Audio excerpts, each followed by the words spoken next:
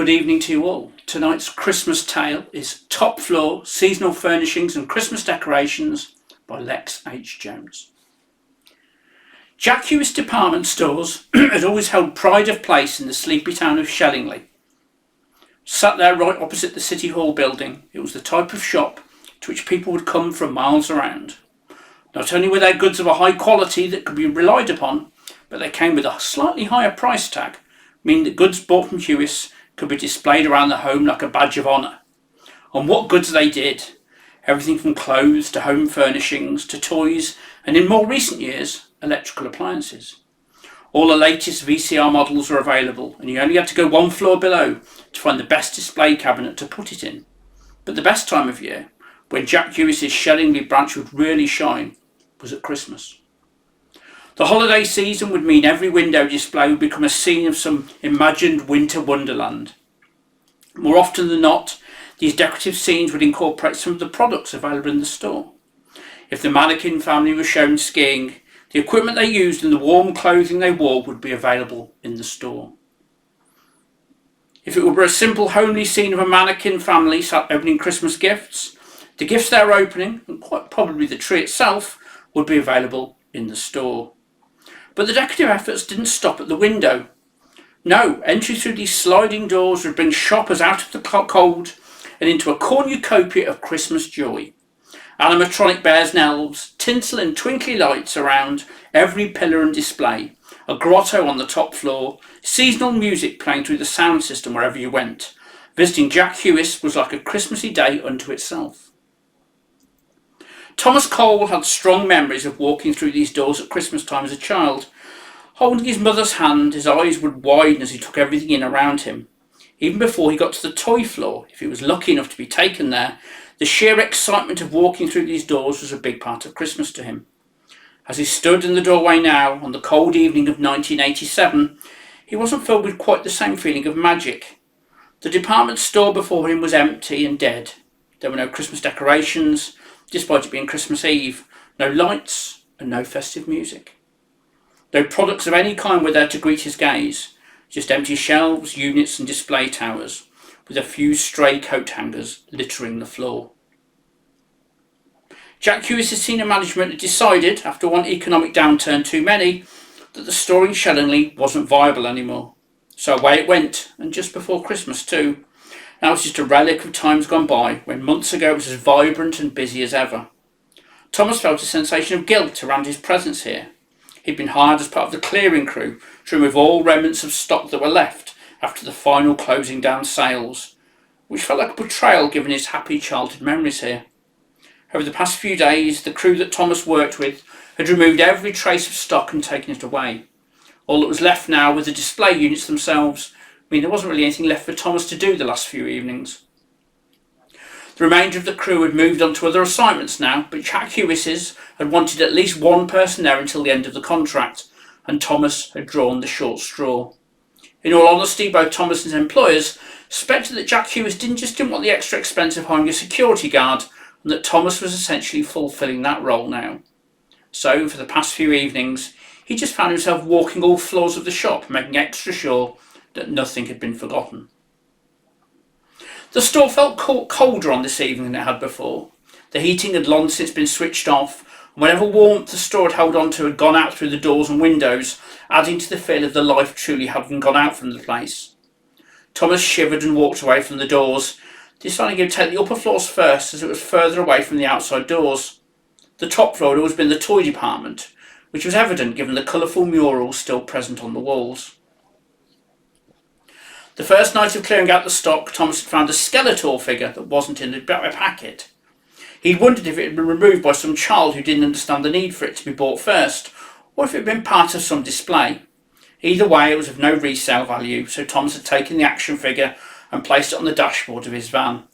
Sadly, there were no further such treasures to be found, and now the toy floor was as much as quiet and hollowed out shell as the rest of the shop. Thomas traced his hand above the mural to his left. It depicted a winding path leading through castles and woodlands, and his finger automatically followed the path. As he did, it reached a sudden lip in the wall, raised about 1/2 inch compared to the rest of the wall. Thomas traced the lip with his finger, and found that it went about 7 feet up the wall, then carried on horizontally at the top. He took a step back and stared at the wall. Not that he knew the ridge was there where he could see it, but having touched it, he'd seen it with the mural. Also, a rack full of toys would have been likely in front of it, making it even less likely someone would notice. Studying it further, Thomas realised it was actually a door frame, inside of which was a large plasterboard panel covering the double doors behind it.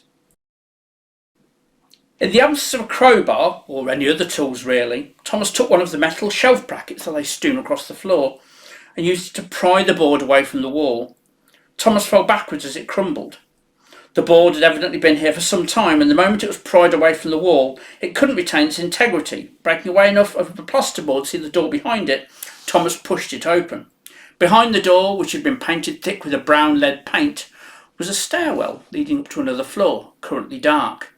Thomas took his torch from where it hung at his belt, then stepped through the gap and into the hallway.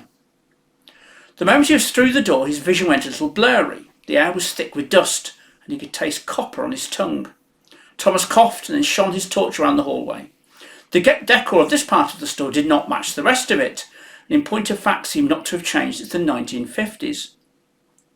The stairs ahead of him went up 10 steps, then a turn to the right, and then 10 more, leading back around to another floor which lay above the former toy department. From the outside of the building it was clear that another floor did exist above the toy floor, but Thomas had always assumed it was just management offices and the like.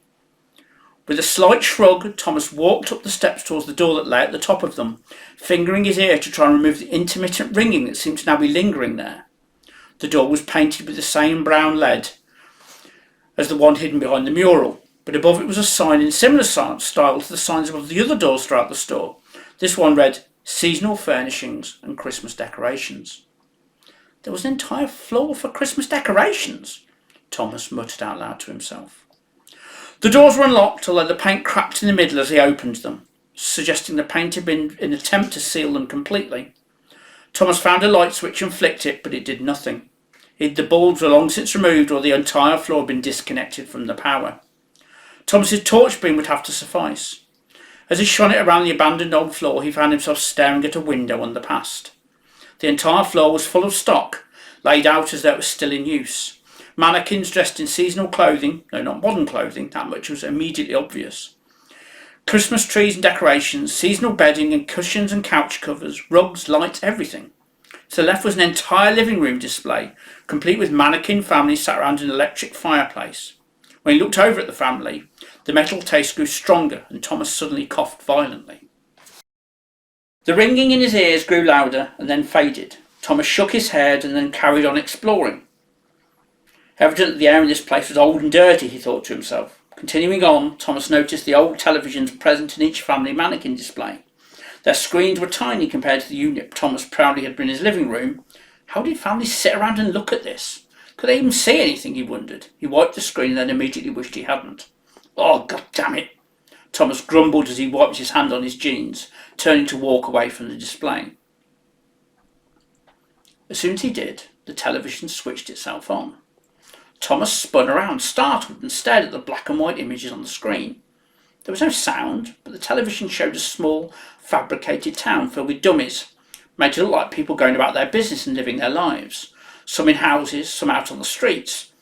The next shot was an unmistakable mushroom cloud from an atomic bomb, followed by scenes of devastation as the impact hit the fake town. There was a disturbingly close shot of one of the mannequins' faces being burned off. Then the screen switched itself back off. "What the fuck?" Thomas exclaimed, then instinctively glanced at the mannequin closest to him. As he did, the face now appeared burned in exactly the same way as the one on the television. He staggered back and fell over, dropping his torch. Reclaiming it quickly, he shone the light onto the mannequin again. The face was pristine, if dusty, certainly not burned. Thomas got to his feet and dusted himself off, angling his head slightly to try and shake off the ringing that had returned to his ears. A soft green glow came from behind him. Thomas swallowed the metallic tasting lump in his throat and turned around. The mannequin families were now glowing with a sickly light. But more than that, they were moving. No, not moving, but rather something was moving on top of them, like a projected image shone onto a wall. The movement came away from the mannequins now, but kept their shape, so now there were glowing, pale green figures moving around the store. The figures looked just like the mannequins, dressed in the same clothes and with the same hair and height, but seemed more human somehow. Thomas backed away slowly and kept moving until he felt the door at his back. His instinct had been to turn and run, but the ghostly figures hadn't noticed him yet, and he wanted to keep it that way. As soon as he safely reached the doors, he ran out and quickly descended the stairs, then through the second set of doors, arriving back in the safety of the empty toy floor. Making sure the door was closed behind him, Thomas ran towards the far wall, where the service desk had once been, and took the phone from the wall. There was a dial tone, thank Christ. Hughes's management had promised they wouldn't disconnect the phones in case of any emergency, and luckily they'd kept to that. "Steve, are you there?" Thomas gripped the phone tightly so it didn't slip through the sweat coating his hands. "I'm here, Thomas, what's wrong?" "Not another safety hazard in that place, is there?" There's another floor." Silence for a moment, then, "What do you mean?" "I found another floor, Steve, hidden behind a mural. It's not been touched since the 50s. It's weird up there. I kept feeling dizzy and—" "Thomas, don't go back up there. Seal the door as best as you can, go outside and get some fresh air, and don't go anywhere near that door again, do you understand?" "Okay, sure, but what's going on?" "Look, I'll tell you now, but you've seen it anyway. But if you breathe a word of this, it'll be our asses." "I won't say anything, Steve. I just want to know what's going on." "Okay, this is what I was told. Hughes used to have another floor right at the top, seasonal stuff, but it was known mostly for the holiday season. They opened the top floor in the late 50s when the chain was having some financial difficulties to try and recoup some losses. But they did it all under the table, you know. The contractor who did the work, he got it all a lot cheaper than you expect a refit to cost. Word had it they might have been mob guys. Hughes were penny pinching so bad they'd even let them get the mannequins cheap from the army." "The army? What, from like a firing range?" "You ever see those old film reels from the 50s where they set up some little fake towns and then detonate an A-bomb nearby?" "Jesus Christ, Steve, are you telling me?" "They had to close the floor when staff members got sick, and customers. And then they paid off a lot of people, kept it hushed and sealed off the floor. I need to get outside. I can't believe I—" "How long were you up there?" "Not long, but I was seeing things. It was obviously affecting me." "Seeing things?" "Yeah, hallucinations, I guess." "Does radiation do that?" asked Steve. The question hung in the air a little. "I guess so. Seems that way." Thomas dismissed the lingering doubt. "Finish up and get yourself home. We'll bill them for another night if we have to. You need to rest up." "Yeah, okay. Thanks, Steve." Thomas hung up the phone and then rested the back of his head against the wall next to it. The ridiculousness of the situation was unreal to him, and yet also not that surprising. He'd lost relatives to asbestos poisoning. His uncle had been crippled working in an unsafe factory, and he'd personally been witness to a disturbing number of cut corners in many stores he'd cleared before now. This was another level, though. As if it wasn't enough to worry about with the threat of the Russians dropping the bomb any moment, now he had to worry about radioactive exposure at his day job.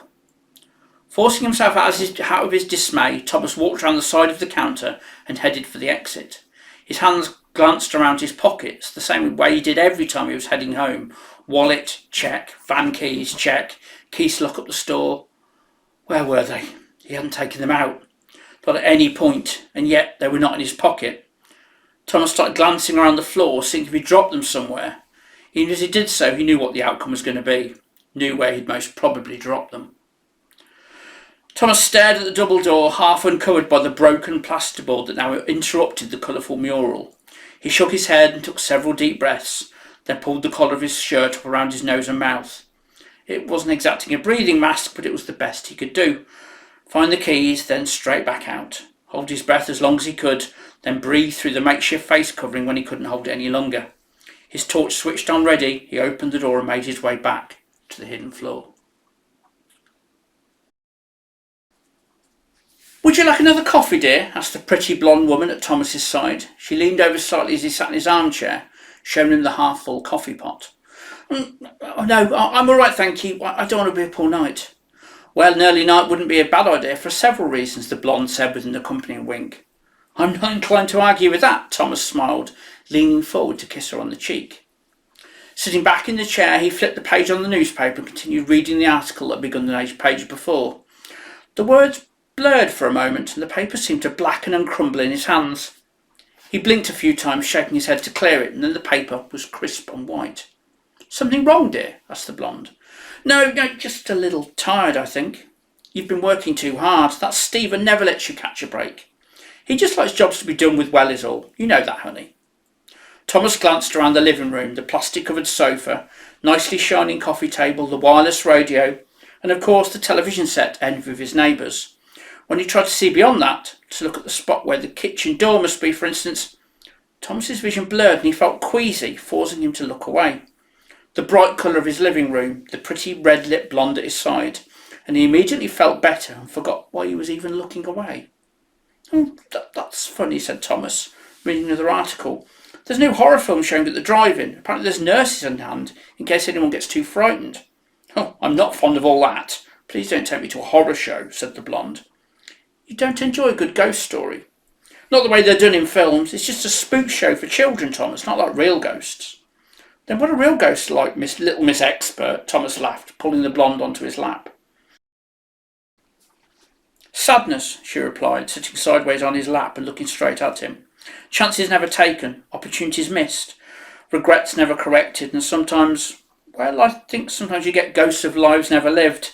Ghosts who never had a chance at real life but were teased with it. So close to being alive, to being real, but been denied it, and forced to watch as the real people went about their lives right next to them. That," Thomas felt woozy again, "that would be pretty sad, yeah." "Are you all right, darling?" asked the blonde.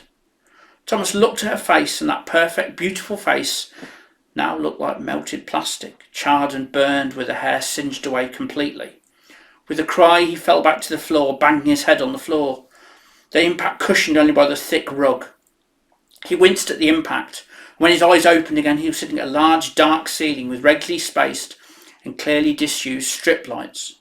Sitting up, Thomas spun around to the dark and abandoned top floor of Hughes's department store.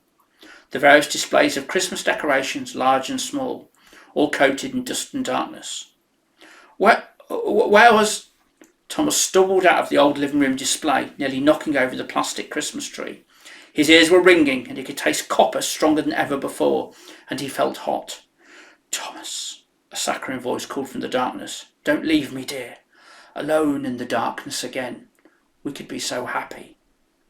"Who said that? Where are you?" Thomas took his torch from the floor and shone it onto the deep darkness of the empty floor. Flashes of mannequins caught the light, appearing to move in the darkness each time the light wasn't fully on them. "I never thought anybody would come," the voice came again. "But you found us. You found me. And now we can be so happy." Thomas turned back to the living room setup and saw the same sickly green glow once more about the mannequin, the one dressed just as she had been. The glow rose slightly above the mannequin, keeping its shape, and then moved away from it. The vaguely humanoid form floated towards Thomas, reaching towards him with what might be called its arms. "No, no, no!" Thomas backed away, the ringing in his ears becoming deafening as the green shape drew closer. "Hey Thomas, Merry Christmas, how are you feeling?" asked Steve, blowing a puff of smoke from his lips as he enjoyed his festive cigar. "All fine, Steve, no issues. I think getting out of there as soon as I did was smart." "I agree. Not got any lingering headaches or anything?" "No, all fine, don't worry." "Okay, good. I'll make sure you get a little extra in your pay packet for keeping this quiet." "That's very nice of you, thank you." "Just one more thing. You absolutely didn't take anything home with you from that floor, did you? No stray Christmas ornaments or anything?" "Why would I do that?"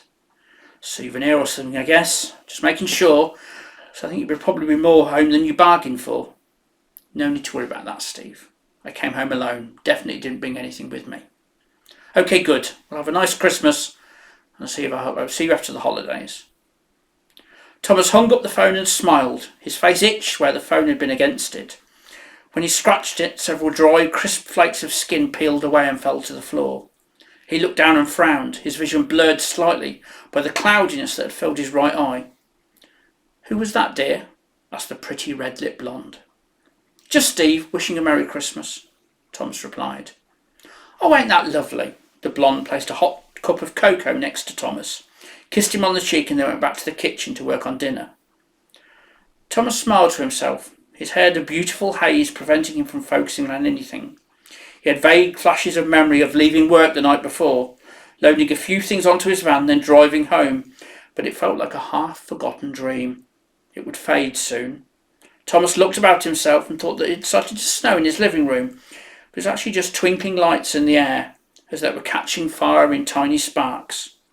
He smiled and reached his arm to touch one of the sparks, but he didn't have the strength to lift it all the way. Instead, he just sat back and watched the television. His strangely old and small television. How long had he had that, he thought? The question didn't finish forming before it evaporated. He could hear her humming Christmas songs in the kitchen behind him. She was here now. That was all that mattered.